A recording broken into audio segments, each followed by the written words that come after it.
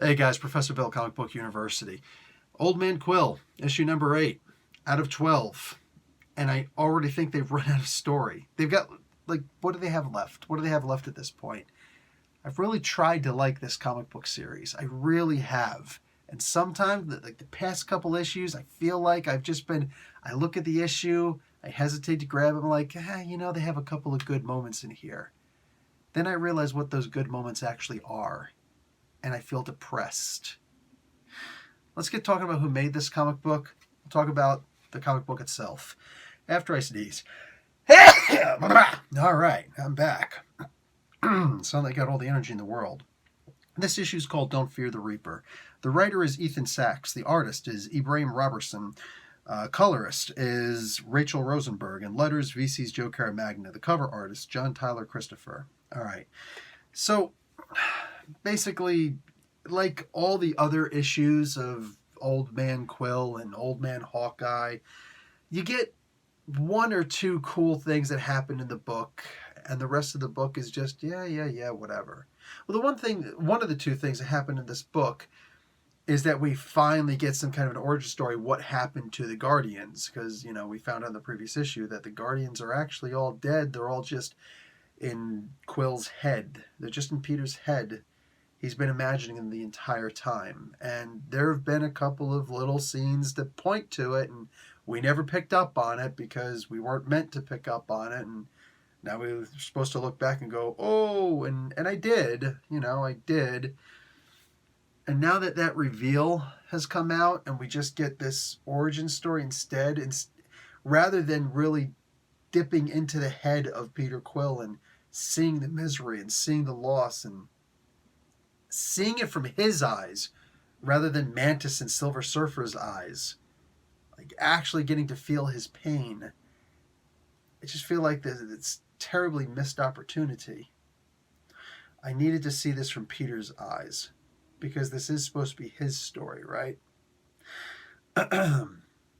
All these cool things that happen, I picked on what they actually are. And rather than being sad that I didn't realize before that, all the Guardians are actually already dead, rather what I'm sad is that I didn't pick up on the fact that these cool things that they show us are really just nostalgia. Or at least they're supposed to be a rough facsimile thereof. See, when you get to my age, 44 years old or so, you know that the 80s metal is like the coolest metal that there is. Or maybe you like the rap instead, and you're like, youngsters don't, and you get into the heart and soul of actual rap versus mumble rap, and stuff like that. And with me, it's like, oh, the kids today who play music, they're not even playing their own instruments, and who cares? Who cares? Because it doesn't matter how much you explain it to a younger kid, they're not going to get it because they don't care, because this is what they know. This is, hate to say it, the evolution of what music has become. And just because we don't like it doesn't mean that it's not liked currently. Otherwise, it wouldn't be making all this money, right? At some point, you have to realize that you're wrong. So at this point, I finally had to take responsibility for the fact that I like this comic book. I did like this comic book because I was trying to like the comic book because it's giving me nostalgia. Here's the problem with this faux version of nostalgia given in this comic book. It's not real. Why? A certain suit of Iron Man armor was utilized in this comic book, and it's supposed to be one of those, oh wow moments.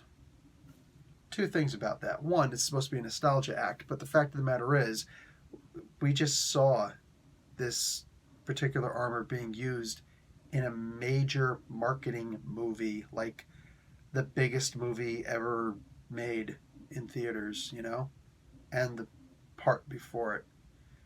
We see it every so often in the comic books. We see it being used.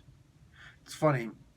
In the only time that this armor has ever been truly successful as its intended against its intended target was in the MCU's Avengers 2 Age of Ultron movie. It's never actually been effective in the comic books, has it?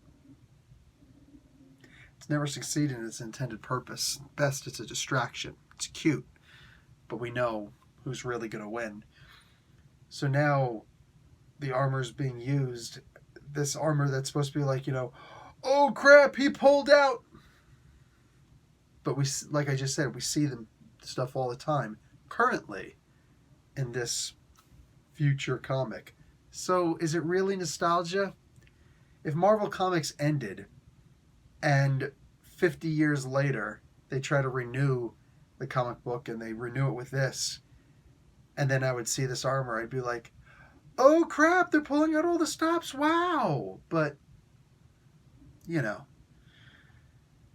more than that, it's just the idea that this, it's just not playing to the right audience.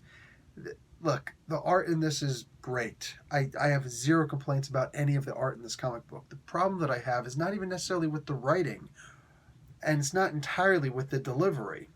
A lot of the problem is just with the plot in and of itself. Who cares? Who cares? This is some potential what-if future that likely, let's be realistic, isn't going to be the actual Marvel Universe future. So it doesn't actually matter. None of this actually matters. If Marvel Comics is going to end, they're not going to reference back and say, this is actually how Peter Quill and the Guardians go out. Nobody's going to say that. It's not going to happen. This was a really nice effort. I think we have to all be honest with ourselves, though. Nostalgia, faux nostalgia, fake nostalgia, it's just not what we asked for. This is somebody thinking that they know what we want, and in reality, no, it's not. Some of us even think that this is what we want. Is it? Is it really? Does this need to go to 12 issues? This is something I've said so many times before, and reading this issue, it's just one of those feelings. It's the exact same thing. This did not and should not have went to 12 issues. It shouldn't. I think that 8 would have been more than enough. But that's not how trade paperbacks are made, right? I think that the thing that's killing the comic book industry is tradition. Current tradition, where the trajectory is just money, as opposed to the desire to make something amazing. This right here is a story that we'll probably never see on the big screen. It's not something that people said, we got to do the best we possibly can. It's rather like, listen, you got a story? Awesome! Make sure it goes to 12 issues. I don't want to hear you don't have 12 issues of a story. Make it 12 issues. I don't think that's what anybody really wants to hear. Anyway, guys, that's my 2 cents. Take it for what it's worth, and I'll gladly accept change. Professor Bill, Comic Book University. Class dismissed.